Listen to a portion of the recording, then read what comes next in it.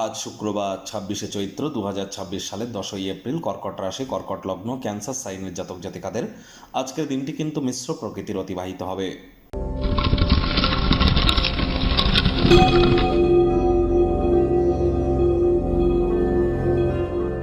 ভিডিওটির শুরুতেই স্ক্রিনে আপনারা দেখতে পাচ্ছেন শুক্র গ্রহের বীজ মন্ত্র ওম দ্রাং দ্রিং দ্রং স শুক্রায় নমঃ। এটি সূর্যের আলো ডুবে যাওয়ার পর আপনারা ১০৮ বার জপ করুন, অত্যন্ত উপকৃত হবেন। স্নানের জলে হাফ কাপ কাঁচা দুধ, গোলাপ জল অথবা আতর বা ইত্যাদি দিয়ে স্নান করুন।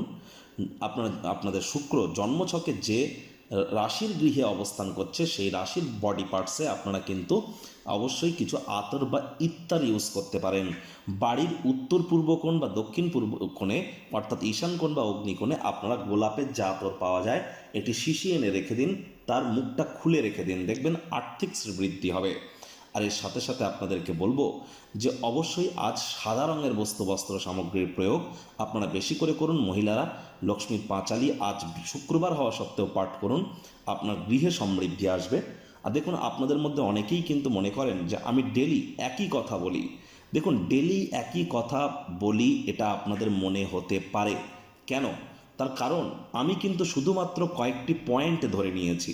দেখুন, আজ আমি আলোচনা করব আপনাদের স্বাস্থ্য কেমন যাবে, আপনাদের আর্থিক দিকটা কেমন থাকবে, চাকরির জায়গাটা, ব্যবসার জায়গাটা, রাজনীতির জায়গাটা, আপনাদের পারিবারিক জায়গাটা, আপনাদের প্রেমের জায়গাটা, আপনাদের দাম্পত্য জীবন, আপনাদের সন্তান সন্ততি। তাহলে এই কয়েকটি জিনিস নিয়েই তো আমি প্রতিদিন আলোচনা করি, যার জন্য রিপিটেটিভ মনে হতেই পারে যে একই কথা প্রতিদিন বলছি। এই কয়েকটি জিনিস ধরে ধরে আমি বলি যে এই কয়েকটি ক্ষেত্রে আজকের দিনে কোথায় কোথায় ভালো ফল পাবেন, কোথায় কোথায় খারাপ ফল পাবেন, যার জন্য রিপিটেটিভ মনে হতে পারে। কিন্তু প্রতিদিন শুনবেন আমি প্রতিদিন আপনাদের একই কথা বলছি না যে আজ আর্থিক পরিস্থিতি ভালো থাকবে, আজ ভালো থাকবে বলছি তো কাল খারাপ থাকবে বলছি, কোনো দিন বলছি মধ্যম প্রকৃতির থাকবে, বিভিন্ন দিন কিন্তু কথা বিভিন্ন ধরনের আমি বলে থাকি। তবে যেহেতু পয়েন্ট টপিক একই, তার জন্য রিপিটেটিভ মনে হতে পারে। ভাগ্যমিটার আজ আপনাদের বলছে 6/10 ভাগ্য আপনাদের অনুকূলেই থাকবে। প্রেম, দাম্পত্য, কর্মজাগতিক ক্ষেত্রে আপনাদেরকে একটু সাবধানতা অবলম্বন করেই চলতে হবে।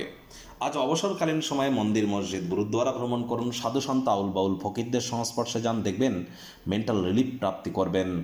আজ অর্থগত ব্যাপারে আয় ইনকাম বাড়বে, তবে খরচও বাড়বে, যার কারণে সঞ্চয় ঘাটতি পড়তে পারে। ছাত্রছাত্রী যারা বিদেশে পড়াশোনা করতে চান, আর্থিক সংকট আপনাদেরকে একটু বিরক্ত করতে পারে। আজ নতুন উদ্যোগ, পরিকল্পনা, নির্মাণ কার্যকে পিছিয়েই দিন। চাকরিজীবী যারা আছেন তাদের অফিসে কম কথা বলে কাজ বেশি করতে হবে, মনের থেকে মস্তিষ্ককে বেশি দাম দিতে হবে। কোনো প্রকার অফিস পলিটিক্সের অংশ যেন হবেন না। আজ যেভাবে আপনি নির্দিষ্ট জরুরি সমস্যার নিয়ন্ত্রণ করেন তা হয়তো আপনার কিছু সহকর্মী, আপনার কিছু কলিগরা পছন্দ করবে না, আর তারা হয়তো আপনার মুখ ফুটেও কিছু বলবে না, কিন্তু মনে মনে কিন্তু চেপে রাখতে পারে।